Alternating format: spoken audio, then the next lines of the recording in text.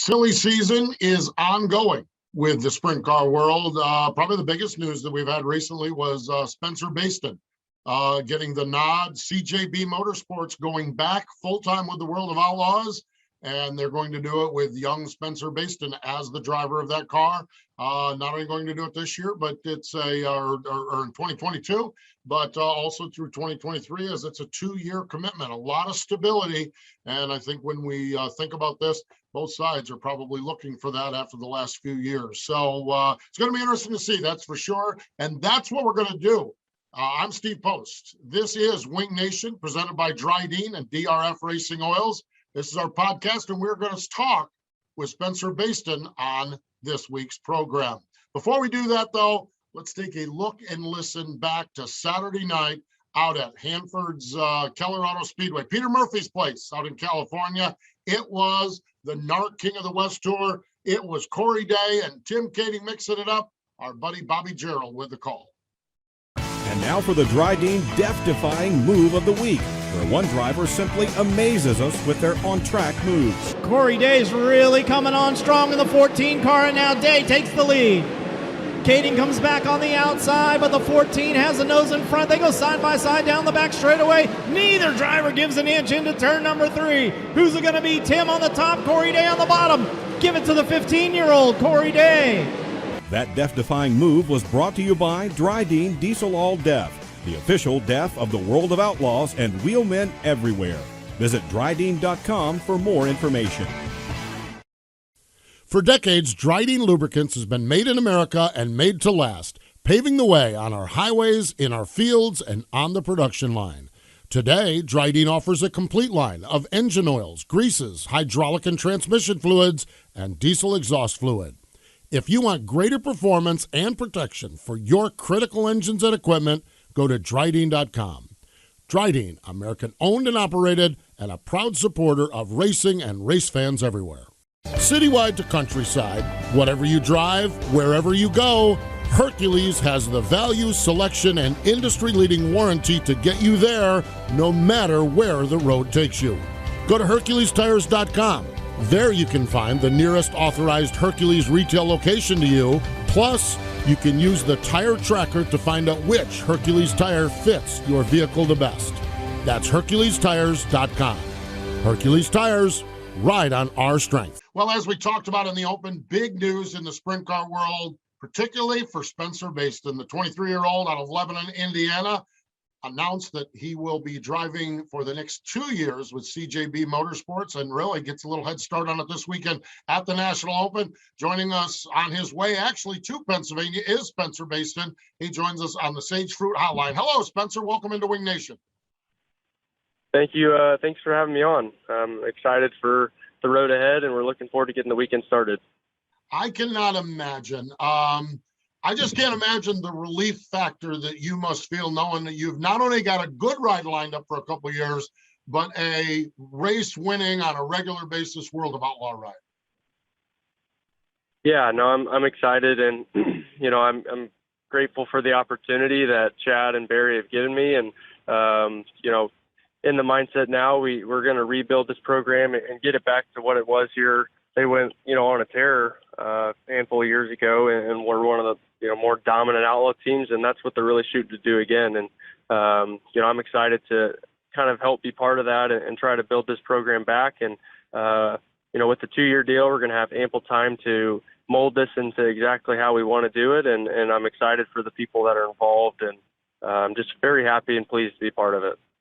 How important is that 2 years for you as a young driver, for them as a team to rebuild? How important is that 2-year window to maybe not have the pressure on, immediate pressure when you go to Volusia to kick off 2022? It's really good.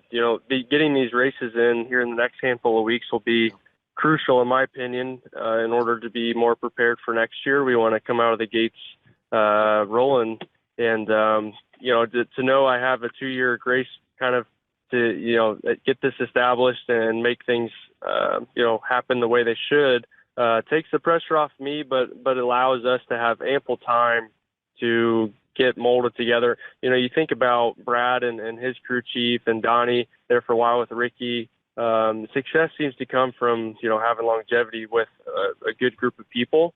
And I think we're getting that group of people together, and it's going to be a really good fit. And we're going to have that time to, mold together. And hopefully this turns into more than a 2-year thing. And we'll be able to carry on through the Outlaws for the next handful of years and have a lot of success with it.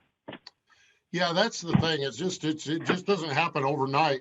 And it's especially challenging when you look at what's the expected World of Outlaws schedule. I don't think they've announced it yet, but there's some tracks obviously that are familiar, but going to new tracks, new territories, that's always a challenge as well with a new team.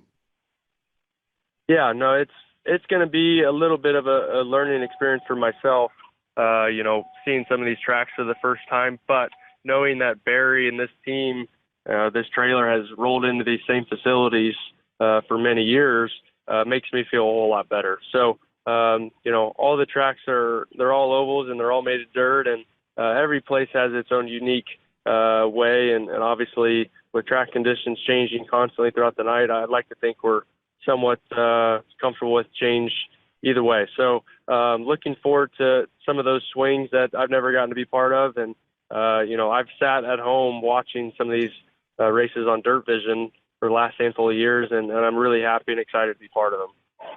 The bench word, or the word that you've used, the word that Barry has used, is stability, and that's the word going forward. But I think you've got a lot accomplished this year. In June, you were able to get connected with CJB Motorsports, and while it's not 2-year security or 2-year and a few races, the security you had this year, the back-to-back you had this year, the running for the same team for the bulk of the season, how good was that for you as a young race car driver? I think it was huge, and I think I could almost say it was a turning point in my career, just because this was the first time that I actually got to run the same car with the same crew chief, same series on a week-to-week basis. And I think the amount of progress that I personally have made just in the summer has, I feel like I've almost surprised myself, just because, for the longest time, the last few years, I've just kind of hopped around back and forth between owners, cars, filling in for injured drivers, and just kind of squeezing in where I can. And you never really you're learning and you're getting seat time, but you're not making the progress that you really want to make as a race car driver. And that short amount of time that I had in the 11, I felt like it spoke for itself, and the amount of success that we had and the speed. And I feel like that came from just surrounding yourself with good people and, contending on a nightly basis. So hopefully that comes true and into fruition with the 5-car here soon, and we can get things rolling. I expect to not, come out of the gates just on fire. I mean, it's going to take a little bit of time, and I'm here for it. So I'm excited to just get things started and get things moving.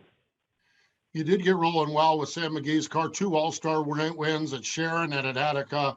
But the one that kind of jumps out and stands out, has to stand out to you, the Brad Doty Classic, your career first World of Outlaw win. That had to just be a magical night for you, Spencer. Yeah, my gosh, I think I'm still giddy about it. That was a deal where the car was really, really good. And like I just said, my confidence was high, getting to race that car every night. And, it was a really cool event to win. And with Brad being on it, your first Outlaw win special, but with it coming at Attica Raceway Park, where I got my first All-Star win, and then for it to be a Brad Doty Classic with such a iconic name on this race. And it was pits were full of a lot of good cars and teams, and to be able to come out on top felt really, really good. But, it just makes you more hungry for the next one. I'm sure it does. And the next one for you is this weekend at Williams Grove. You talked about a good chance to get acquainted with Barry and everybody else, but the end of the night on Saturday, they're paying $75,000. That's not a bad way to get acquainted either. What's your approach at Williams Grove? How do you feel about Williams Grove? What have you learned about Williams Grove in your visits there thus far in your career? I'm excited. It's definitely not one of my, probably I wouldn't say it's my best track. It's a very unique place, and a place that is really, I think, even when your car is good, it's hard to be comfortable just with how unique of a layout it has. But the CJB team has made multiple appearances there. They've won plenty of races there and have seemed to always have speed. That's a race where we just really need to go out and rip 2 good laps in qualifying and set up our night. So knowing their Kistler engines are running really well right now, and knowing Barry's experience with that place and facility has me feeling a whole lot better. And just got to go out and qualify well and make the most of the weekend. At this point, I think our main goal right now is to get laps and move in the direction of progression. So I think this weekend will be a good first start, and building towards that and establishing our notebook and getting me comfortable and my confidence with this program. And I don't suspect that anything else will happen. So I think it'll be good. What's the plan after this? Do you have other races this year that you're going to do with the CJB team? Yes, if you're to see us running, it's going to be an outlaw race. Right now they're in the midst of selling a lot of their old cars and building new Maxims, and so there's a lot of work to be done, and lots of parts coming in and moving out, and that swing that goes through kind of the Midwest and down through Texas is a week that requires a lot of time from the shop, but we need to evaluate what's more valuable, what's the better investment, our time in the shop, or those 3 races we'd be able to run. So I suspect that we'll have a kind of a decision made here really soon, probably based on how we run this weekend. But if you see us racing any more this year, it'll be at an outlaw race and nothing else. So that's our main focus, and we want to be ready for Volusia next year. What's it mean to you to know that you're going to be a full-time World of Outlaw driver next year? Oh man, it's hard to put into words. I've done a couple interviews here in the last couple of days with this announcement coming out, and one of those I was kind of talking through my career and how I got started and where it kind of began, and it's just crazy to think. I personally didn't come from a racing background, a racing family. So when I first got into it, I mean, it was green. We had no idea, just my dad and I, just him and I, just trying to figure it out on our own, and racing cars that we didn't know how to work on type of situation. And just to think that wasn't, but 10 years ago, to then think today I'm going on the Outlaw Tour is truly humbling. And it just, there's a lot that's gone into it, and there's been a lot of highs and lows, but the reward and, the feeling that I have knowing this going into the winter makes me feel really good. And, it's kind of cool to sit down with my dad and mom and talk about it, because it's just something that we never, ever thought would ever happen. I mean, I was a hobby racer for, the longest time, and just did it because it was fun. And I played other sports in school, and then to think now we're making a career out of this is truly special, and it's very humbling. I'm curious, what introduced you to racing as a non-racing family guy? It was a deal where, so my grandparents live in north central Illinois. They lived in a town next to Fairbury, where Fairbury American Legion Speedway was. So I would go over there when I was a little kid in the fall, and my grandpa worked on a farm, so there was harvest. And then on Saturday nights, we'd jump in the truck and we'd run over to Fairbury to watch the late models and modifieds race. And that's something I think my dad did when he was younger, but we didn't know really anything about it. It was just kind of something to do on a Saturday night. And when I remember when I was a little kid sitting in the stands, just being in awe of the sound, the smell, the dirt flying, and the high speeds. And so I think from the very beginning, that's probably how I got introduced. But then we had a family friend that was selling a quarter midget. And at that point, I was so wrapped around the idea of, man, someday I want to be a race car driver, and, dressing up as a race car driver for Halloween, but not really even knowing why. But family friend sold us a quarter midget, started with that, and just hobby raced for a couple of years there, and then went and got a micro and tried to learn as much as possible. Didn't really ever have tremendous success in that even. I did that for 3 years, and then it just kind of propelled from there. It seemed like everyone was trying to move up, and I was so infatuated with the industry and just the idea of racing by itself. So it wasn't a standard beginning, wasn't a normal start. I'd never had a mentor to really get me going, but my gosh, we did it, and here we are. So it sounds to me like that quarter midget micro combination is what kind he sent you to sprint cars versus the Fairbury late model side. Is that kind of what sent you in that direction to open wheel racing? Yeah, it was. A lot of the kids I raced with were, super into the World of Outlaws and the USAC sprint cars and whatnot. So hanging out with them, I learned a lot about some of the drivers because, to be completely honest, it may sound bad, but I didn't follow the World of Outlaws. I didn't follow USAC. I didn't follow really anything. We just raced because it's just something to do, and it was fun, and I enjoyed it. My dad enjoyed it. And then, just spending time around some of those kids, they're walking around wearing Donnie Schatz hoodies or Sammy Swindell hoodies and stuff like that. I got to see. And then, we'd go to the Kokomo Outlaw races when they were in town. And I remember just being in awe, being a race fan and thinking, man, that's so crazy that someday, we could potentially do that and thinking, man, that's just a dream. But, it was kind of it was a path of staying in the open wheel stuff. And, I'm still a big late model fan, but now that we're in the sprint car world, I think that's where I should have ended up. That someday you're going to do it and dream about it is now. Man, congratulations. We wish you the best at Williams Grove, and we can't wait to see what happens as you move forward over the next couple of years with CJB. We're good friends. We love Barry Jackson so much here on Wing Nation. Spencer, thanks for joining us. We wish you the best. Thanks, Steve. Thank you for having me on. There we go. Spencer Bayston joining us here on the Sage Fruit Hotline on Wing Nation. Over the years, Dryden has stood for uncompromised value and proven performance. Known as the hardest working brand in heavy-duty lubrication, Dryden's heritage is made in America and made to last. Dryden products work to increase the life and enhance the efficiency of your equipment in the toughest conditions. Learn more about Dryden's products at Dryden.com. From grassroots racing to NASCAR, Dryden is a proud supporter of racing everywhere. For a year-round high-quality eating experience, look no further than Sage Fruit apples, pears, and cherries. Not only is their produce healthy, but they are grown with such care and precision that you can count on each piece of fruit having exceptional flavor. Sage Fruit, it's our first choice for quick and easy snacking. Get back into NASCAR's roots by driving headfirst into the new home of grassroots racing.